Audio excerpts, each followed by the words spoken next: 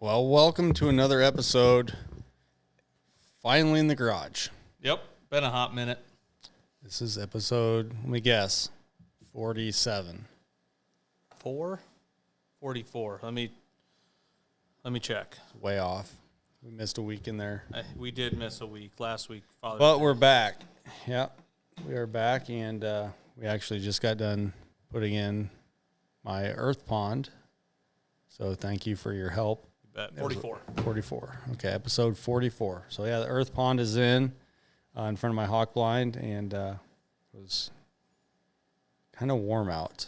It was fine when we started. Like, I'm like, oh, this is nice. And then the clouds opened up, and it got hot. It was very humid, dripping sweat. But we got it done. Need to clean it out and get it filled up. I got a Revolver Pro on it right now, so I'll be able to watch. I haven't looked at my camera app yet, but be able to watch the deer hitting it, hopefully. I think as soon as you get it filled up, yeah. Or, I mean, it looks like we may get a couple shots of rain in the next 10 days, so. I need to get it seated down so that, because we scooped it with the tractor, and then we filled it and backfilled it mostly by hand, somewhat with a tractor. But that was fun. That was a process. Didn't take us too long. Hour. We left here, at 4, got back by 5:30, so. Yeah. Yep, that was fun getting that done. One less thing to do for me. So you got yours. You still have to backfill yours. Yeah. Last week when we replanted my corn, we planted the corn on my farm about a month ago, and I've never heard of it, but a 0% germination on my farm. My uncle's and the guy he got it from did like a quarter acre behind his house. 0. How old was the bags? 1 year. That's it? It was a 2023 bag. Were they in heat, like in a shop that was hot? I have no idea. Yeah. I don't know. But yeah, when I saw mine after like 14 days, I was like, something should be popping up. And then I drove to my uncle's, nothing there, and it's like perfect. I'm like, okay, something's wrong. Something's wrong, yeah. But got a bag from a buddy, got it all put back in, and yeah, that's when we put the earth pond in, filled it, got it all leveled out with his tractor, and it's sitting there good, right exactly where I want it. And I'll go back first part of the week. I got some stuff I need to do, spray a little bit on places, and I'll backfill it and get it perfect. Yeah, if you guys want to watch us putting it in, it'll be on our YouTube channel. You can buy, I think, they have 4 varieties. They have like 150, 300. Is that the next? That the biggest Mega one? is like 250 or 250. 250. Ours is an XL, I believe, which is 150. One below that. A large is like 75 or 50. And then they have a mineral pond, which we both have, Yep. which mine's been doing great. Deer hit it multiple times during the day. Yeah, I don't have any mineral in mine, so need to move it. But, yeah, so it'll be interesting to see the deer and the other wildlife around those ponds this summer going into fall. So today is the first day of summer, so cheers to that. Yep, summer solstice. Corona and some Barntown. That just means one day closer to deer season. That's true. So it's, yeah, we're getting cameras out, and we're seeing some deer. You're seeing more bucks than I am. I only have cameras on one site, pretty much. Well, 2, I guess, family farm and then my own farm. So yeah, I think I have 3 or 4 cameras out total, and there's a few bucks starting to show up. You know, I don't have anything that I'm like, oh yeah, this is that deer yet, but I got a couple that are like, okay, I'll be able to watch you and see what's going on, and it's getting exciting. I mean, they're starting to frame out. I got some that already have 10 points. It's just, what are they going to do? There's a lot of growing time left, and starting to get fun. yeah, we've seen that one big one that got hit in Northwest Iowa. Yeah, Kid that you he's related to somehow. Yeah, he is like an ex relative of mine. I believe his cousin or brother was married to my sister. Okay. And I think I went to Kirkwood with him. I went to college with him. I goose hunted with him up in Northwest Iowa. God, it's been probably 4 or 5 years ago now, but we went goose hunting in the winter and just absolutely slaughtered them. Good times. That was a big deer. That reminded me of Newt times 2. I mean, that just the mass, and he would have been well into the 200s. Oh, I think he might be 200 now.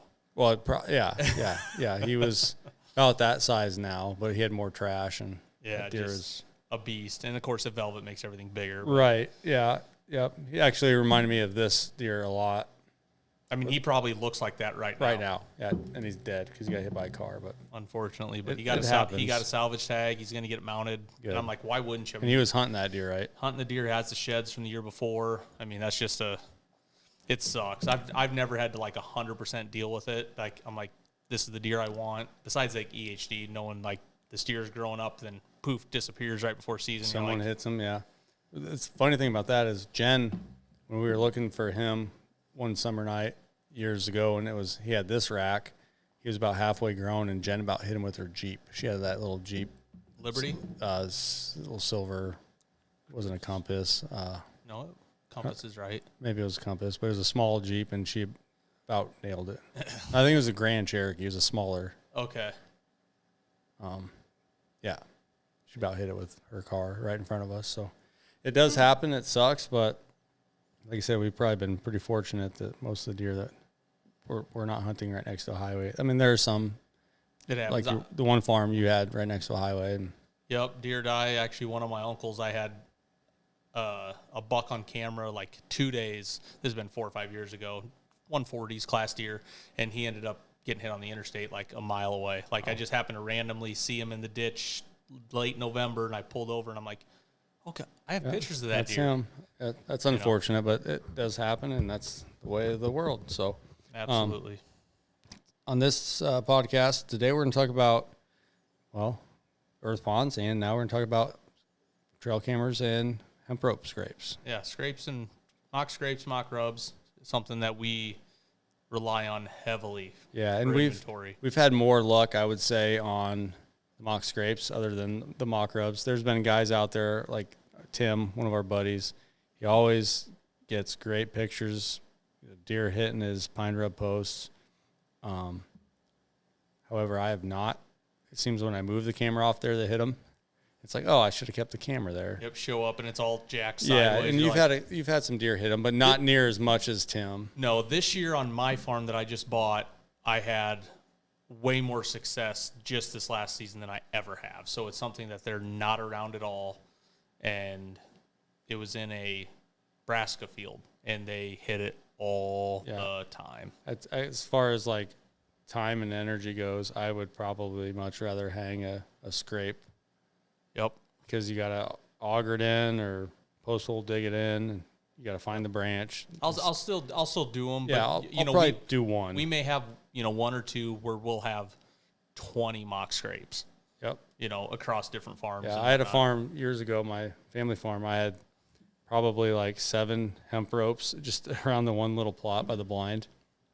I don't know that the deer used them more. I have a couple that historically the deer have always came to this area and they always hit them. So I just keep those hot spots going, and it's so easy to go online, go onto Amazon. And I know you've bought some bigger stuff, and then you kind of make it smaller type of thing, like the gym rope thing. Yeah, that was just like I had it. Yep. And it works. It's still great, but the more and more and I'm one of those guys that like to tinker with things, so I'll buy a different size and do something a different way. Well, I'll braid it, maybe it'll do this, maybe it'll do that, but like the one behind you is perfect. That's the one I shot Carlos on. Yeah, That's actually yours. No, I can't have it back. It belongs with him, so. For those of you watching on YouTube, this is one of Jesse's that he had, the big rope one.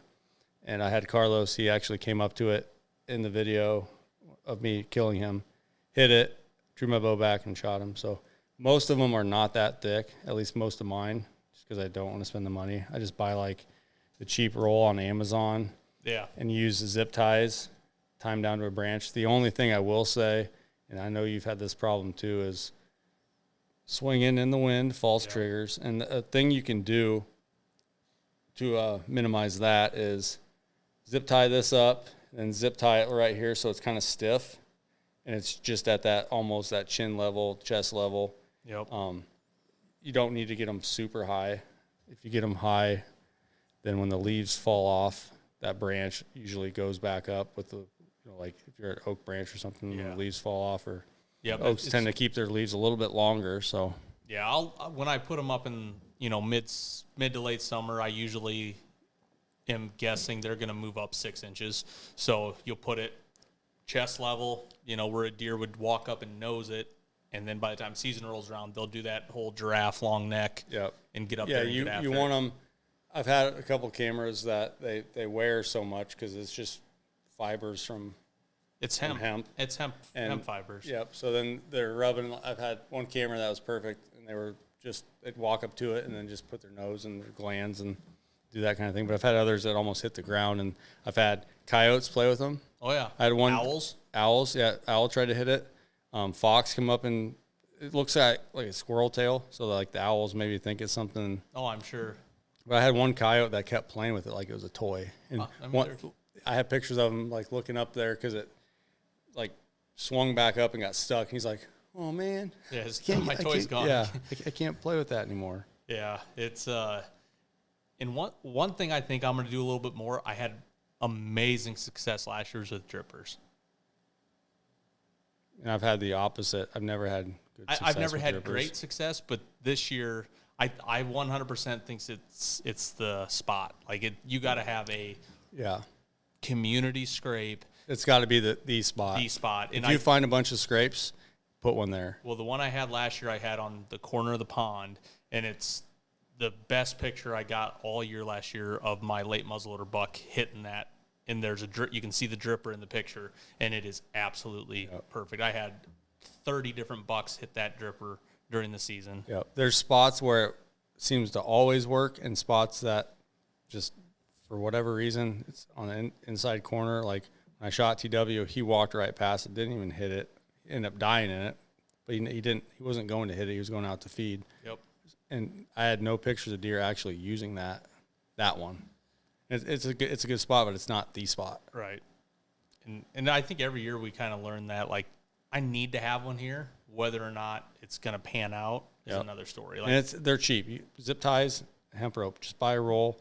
Maybe we can throw that on. I mean, let's call it $5 for probably not even. It's that. not, but let's just call it $5 per spot. This size probably, but if you use the 1/2 inch, and then seems to help when you fray the ends. Yep. And I don't know if you can see it in the video, but I put wire around it, or you can use a zip tie, so it only frays. Yeah, otherwise it'll come apart, and it still works. Like the whole thing will be like that, and it'll fall apart a little easier, but it definitely works. We got a lot of pictures. Yep. I like that because I think it keeps it heavier, so there's less wind movement. If it frays out, it gets more like a sail. Yeah, and a lot of times too, like this one I snapped off the tree, but the deer will work it so hard it'll get caught in the rack, and they will rip it off. So you want to make sure it's a live branch, so that it's got the best option. Yep.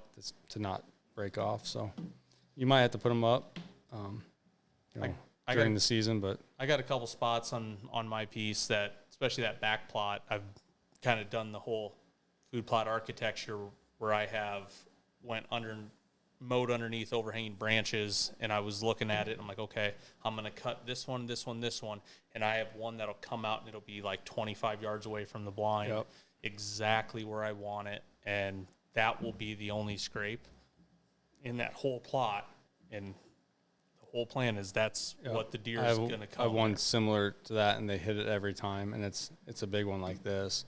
I don't ever hunt on that side, but I get pictures of the deer coming through, and they walk over to that, hit it every time. It's on a shag bark, and that branch goes really high, so it's a big rope. But it works good. I mean, you definitely want to have that camera placement. I see a lot of guys that place their cameras a little too high. It's just you don't get that full effect with kind of get that camera tilt. You can't see the deer. So you want it almost chest level. We've been using the HME mounts a lot. It's so easy. You don't have a strap, and a lot of times with the strap, the camera's on the tree. You're getting ants in there. You're getting other insects, and ants are building a colony in your cameras. With these HME mounts, you can get ants in there. I don't see it near as much, but it sticks out from the tree. Screw it on, tighten it down really good, and you can get that, you can kind of finagle it and make it so it's right where you want it to be. Some guys take a level. I think we've talked about this before, and get it level. I think maybe Tim does that too. And then Jeremy, yeah. And they're pretty anal when it comes to that stuff. But I'm just, but man, their pictures, their pictures are worth great. it, Yeah, you know, they get the right angles, and it's pretty cool to see their pictures. But I think we've ran cameras long enough. We know how to angle them, and you want to make sure that the angle with if you're putting them up on a hemp rope, it's level. Yeah, like you don't want up, you don't want down, it's straight on. Yep. And then I think that gets the best picture, the best effect. And depending on where it's at, the distance comes into play. How far back from the camera and you want it. You get false triggers that too. Yeah. And you want those cameras on low sensitivity. You can put them on multiple burst, but I've noticed we've had issues when it's real windy. Yeah. That rope is just swinging. So like we said, a lot of times you want to zip tie it to another branch. Excuse me. So it's pretty stiff. I mean, you don't want that thing just swaying. Yeah, it doesn't necessarily need to hang down feet. No, yeah. Like if you only have a hemp rope that's 8 inches from the branch, there's nothing wrong with that Yep. at all. It doesn't need to hang down 1, 2, 3 feet for them to start swinging at it. This is a visual, and it holds scent. Yep. And I think I've had better luck the last few years than in the past, ever since we started switching to the buck bomb stuff. Yeah, the buck bomb stuff is bulletproof. It's easy. It's an aerosol can. So easy. It's the reason I killed him. I mean, I literally sprayed it on. He smelled that. He was downwind, came up, hit it, and I shot him. I mean, that 8-pointer I killed at the split, I had soaked the back of my tree because the wind was iffy, and he came from downwind. I have video of him before I killed him. He's sniffing the wind, all sorts of stuff. And a lot of these scents that are out there on the market, we've tried them all. I mean, we've tried the berry and the, whatever. We've tried it. Some of them have worked, most of them not. But the buck bomb has never let us down. Right. It's cheap. It's easy. Mess free. Unless you accidentally do something. Yeah, unless it blows up in your bag and you accidentally puncture it or throw your bag. But it's an aerosol can. You can, if you're out hunting all day, hey, I want to ruin this can. It's like, the bug bombs in your house. You can push it all the way down and let that scent go. But it smells like, I think back to like a rutting buck. And when we were hunting in Iowa City on the way home, I would say like November 7th or 8th, right before I shot that one buck that's down there. Yeah. You hit one with your Jeep, you slow down, and your Jeep smelled just like buck bomb. Yeah. I mean, buck and rut. Yep. It smelled identical. It's not a disgusting smell. It's just a smell. It's a musty buck. It doesn't smell gross. It's when you smell it, you know what it is. Yep. And that's what, like the buck and rut, that's exactly what it is. And buck bomb has, what is it? They have the scrape generator, which is what I'll use in the summer. Yeah. The first time you used it was at my family farm. Yeah. And we had that big 7x6 come like the next 2 nights. He came and hit that scrape. Yeah. So I use the scrape generator this time of year into like September. Once stuff starts going hard horn, it's the buck. And then they make like 2 or 3 different doe ones. Yeah. Doe estrus. They have an estrus. They have just a doe regular one. And you get that last week of October, I'll throw an estrus one in my bag. And if I happen to be walking past a scrape that I'm going to hunt, I'll pop it a little bit. Yeah, but the king of all kings is the buck. The buck. And rut. Yeah. Like it's just a buck. Yeah. I love it, but I'll have 2 or 3 cans with me at all times. Use it for a cover scent. And we're not pimping a product here. We go and buy it at Shields ourselves. Oh yeah. They don't send us. I wish they would. Yeah. But it works. It's fantastic. It's the best cover scent you can have. Yep. They don't care. When I shot TW last year, it was the wrong wind. And I knew I had to walk by his bedding area, so I put on my boots. And I kept spraying it as I went. Why do you think he got out of his bed an hour early? Yeah. So, does it work? It's worked for us. You guys try it if you want, but it does work. Well, other than that, I mean, what else you got going on here? CRP planted? CRP's planted. All my corn's replanted. The beans are looking good. Clover's looking amazing. I overseeded my new backfield. That's just kind of grass and thatch. in clover before we got this rain, because eventually I want that to be another standalone clover field. But this year I'm going to plant brassicas. One in the timber? The one, behind the cedar thicket, right in like the overgrown grass that I mowed. You got that mowed? Yeah, it's mowed, it's kill sprayed. You need to check out your farm sometime. Oh, dude, it's gonna look in 3 years' time. It's gonna be 2 or 3 years, and that CRP gets head high. Yeah, 3 years will be amazing. It'll be. Everyone says you buy don't get attached to a farm, but man, I'm already attached to it. I don't. That's good. I love it. Yeah, we've been having conversations about what we can and can't do, and as far as like if you're in timber reserve and RCS stuff, it's really fun. And I've got a meeting with the district forester next week, and I'm so excited to see his plan. And I mean, and I'll piggyback on, like, this has been, a lot of people don't ever want to deal with this. You and I have both talked about having ground forever. Who was I talking to this week about it? I don't remember who. Oh, it was Dylan when I dropped my deer head off today. I was like, I've known Greg almost 20 years, 19 years. It was the spring of 2005. Yeah, it was. It was the spring of 2005. I met you at Kirkwood. Yep, at a party. And like 2 weeks later, we went turkey hunting. And I shot my biggest turkey. Still to this day. Still biggest turkey. 4 beards and hooks that made my hands bleed. Yeah, just absolutely. It's the most random story, but that's how. It's a very funny one. Every bit of this started. So, and we've been, the last decade, it's been talked about seriously buying a piece of ground. Yep. It's always been a dream. You saved up a long time. I saved up, had the opportunity to buy a really good friend's piece of property, saved up for 18 months for the down payment, and it's not like we have hundreds of thousands of dollars we're just throwing around to buy farms. Yeah, and you see guys out there that are like, oh, hey, look at me. It's a measuring game. I bought another farm. It's like, that would be nice. Like and granted, they did work hard for what they're doing. Most of them. Most of them. And there's some that didn't, but you have what, 40 acres? 40 acres. And I have 13. And the most rewarding deer, like I've shot some big deer, whatever. But the most rewarding deer is one I shot last year with Jason the Blind on my own piece of ground. It was just made a good shot and everything worked out. And it was just so surreal to. Well, yeah, and I was coming back and I hit a deer. I went 45 minutes out of my way. I'm like, let's go. Yeah, let's go. I'm glad you came, because for those of you that not seen my farm, there's 2 steep ravines, and he was steep's an understatement. Yeah, it's straight up and down, and it took you and Nick, our other buddy, 30 minutes to pull him up 50 yards. Right, it was bad. And I mean, once we got on him, you hit him, broadhead's so sharp, it just blows through him. He runs, and it took us 30 yards to find blood. Yeah, but then there was blood everywhere. It was gross. It was. There was blood coming out of his mouth and nose. Yep. I mean, it was a great shot. Yeah, he died. I mean, you're a pretty good shot, but that was probably. That was one of my best ones. Yeah, that 50? Yeah, 54. 54 yards. Yep, with Jay sleeping in the blind. Yep.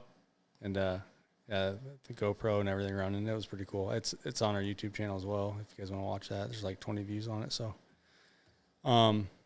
it's rewarding. We worked our butts off to get to where we are. Yep. I think the only buck that's been killed on my farm is Sophie killed one when Nick still owned it. Shot a 145-inch 5-year-old with a 350 Legend. And you had bucks there last year that you could have killed.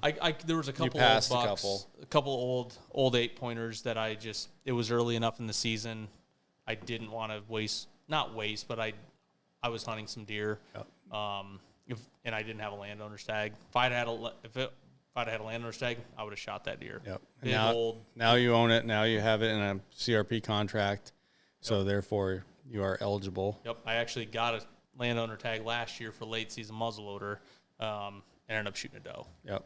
So I've killed 2 does off of it, owning the farm. Yep.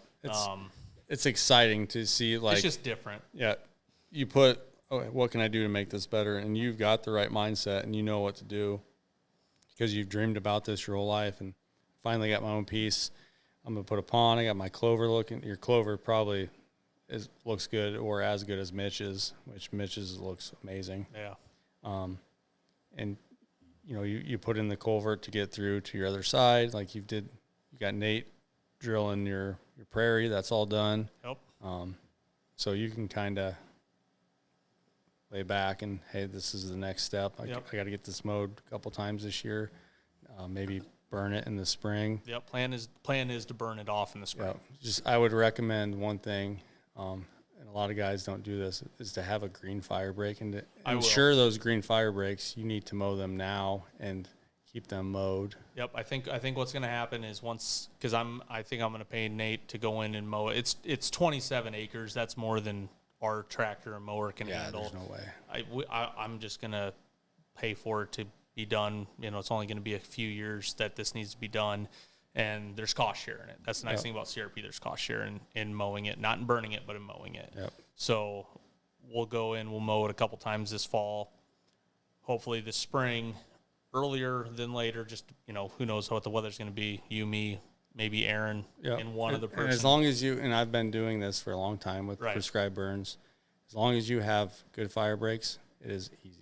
Yeah. Pick the right wind, the right day, the right relative humidity.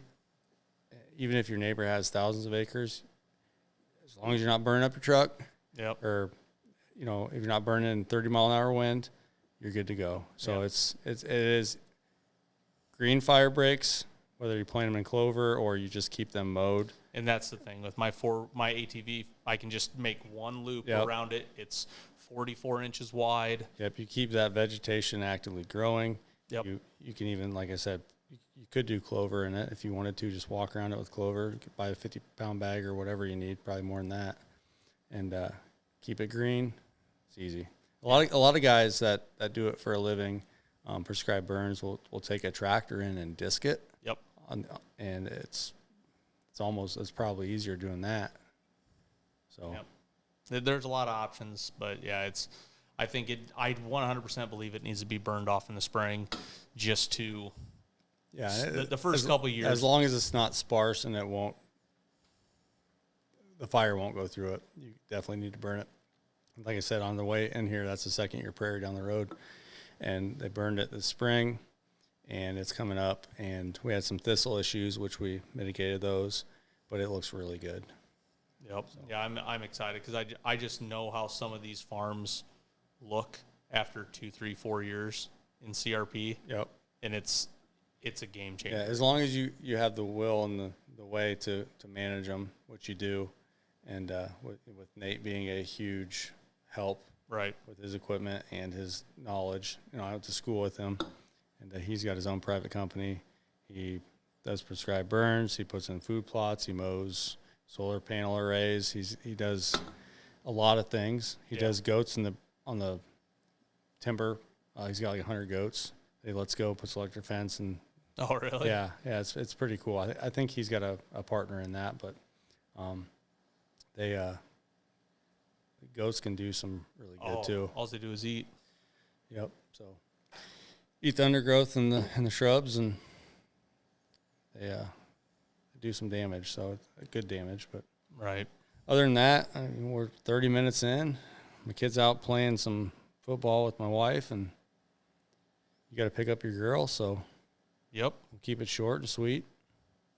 Yeah, we'll plan is maybe get a couple more catfishing trips in this summer. You got to catch some bait tomorrow. I got to try to catch bait tomorrow. I'm going to get up and go. We had before we go, we had the memory pop up on Facebook. Was it 2 years ago? 2 years ago, like 2 days ago. Yeah, 2 years ago, we caught that 71.6 pound flathead. Yep. Can you imagine how big she is now? Probably 80 plus. It'd be pretty cool. Dream big. We'll give it a go. Maybe. Dream big. Maybe.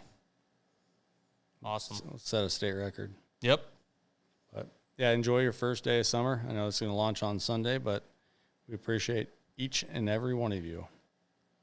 You got any questions or ideas, send them in. Yeah, send a Facebook message, post on YouTube, Instagram, TikTok, whatever. Text us. Sam, shout out. Yeah, that's it. Thanks for listening. Take care, guys.